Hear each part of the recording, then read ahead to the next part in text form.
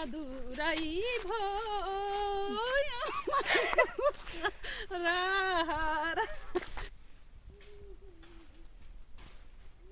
हाय हाय हाय के छ कता जाँदै हो हामी आज दाउरा काट्न के छ खबर आन्टी लबर यस्तै छ हाम्रो खबर ल एकदम हामी चाहिँ जाँदैछौँ रेडी अवस्थामा छौँ अब जङ्गल पुगिसकेछौँ दाउरा काट्ने अवस्थामा छन् हाम्रो भिडियोलाई के गर्ने भन्नु त लाइक सब्स्क्राइब गरिदिनु होला अरू पैसा कमाउन चाहन्छौँ युट्युबबाट ल अनि यो कमाएको पैसा चाहिँ के गर्ने दाउरा काट्न आए बेला नास्ता खाने है चटपटे पानीपुरी खाने ल ओके ल सबैले सुनिदिनु होला म चाहिँ अन्तिमसम्म भिडियो बनाउँछु हजुरहरूलाई देखाउँछु है ल तपाईँहरूले पनि आफ्नो युट्युब च्यानलमा गएर सब्स्क्राइब गरिदिनु होला फेरि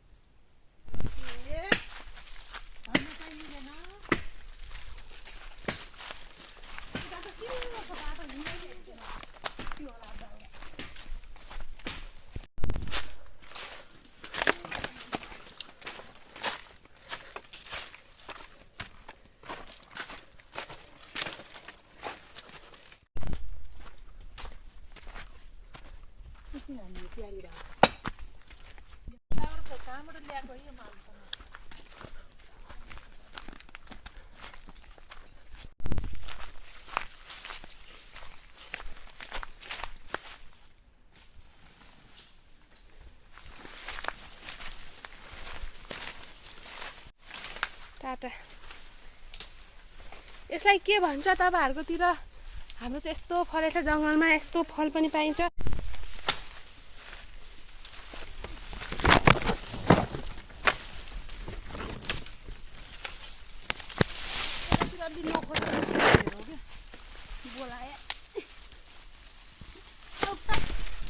यस्तो दुःख पो हुने रहेछ त हजुर के गर्ने पढ्ने बेला नपढिकन पढ्ने बेला पहिला आमाले यस्तो भयो त्यही भएर पढ्नु होला जागिरी खानु होला नत्र भने दाउरी बेग्नी हुन्छ हेर हजुर दाउरा काट्दा काट्दै गर्मी भएर ज्याकेट छराइसक्यौँ हामी चाहिँ अब गर्मी भयो नै छ हजुर काम गरी खानु सकिन्न जस्तो छ धेरै गाह्रो छ पो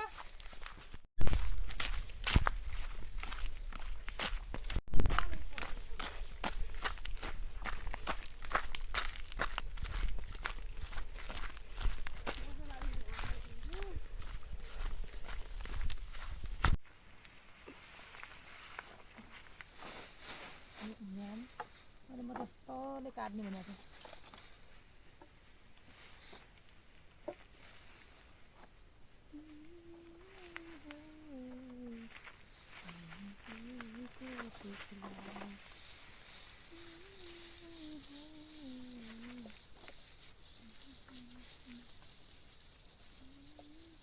बाङ्गा टिङ्गा हाल्नु भयो बाङ्गा टिङ्गा अगाडि यो गाउँले पारामा दाउराको भारी यस्तो छ अनि पर्ने बेला नपरिकन के गर्ने भनौँ भने के भनौँ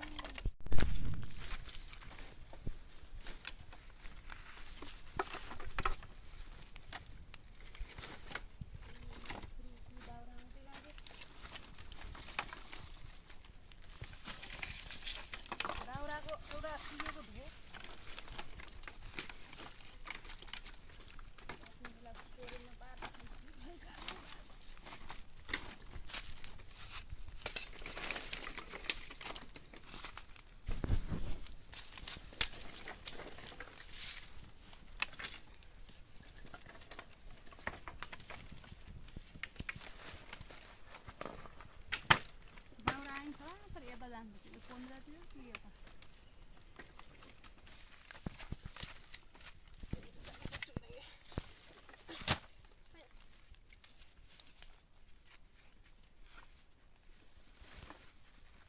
पनि लागेछ उता हग्न जान पाए पनि मिठो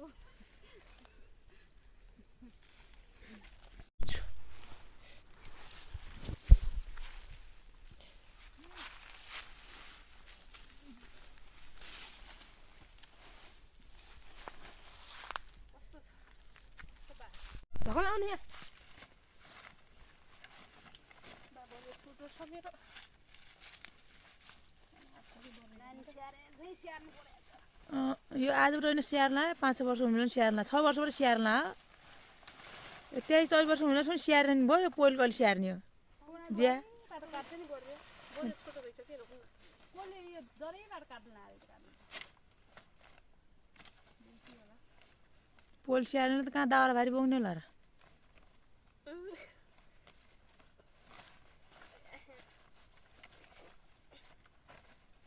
के हो के यो बढ्यो काला खाइयो त छोटै छोटो भएको छ जति लगाएको नि अब त्यो गराउनु पर्छ हो त लाग्ने किसी ठाउँमा बाटो कहाँ जाने आइनीहरूको त जानी पलान त हुँदै थियो रे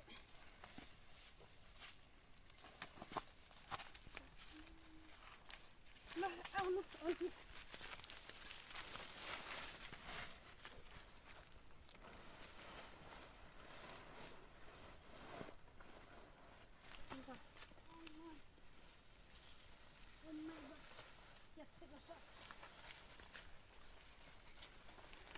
के त छुटेन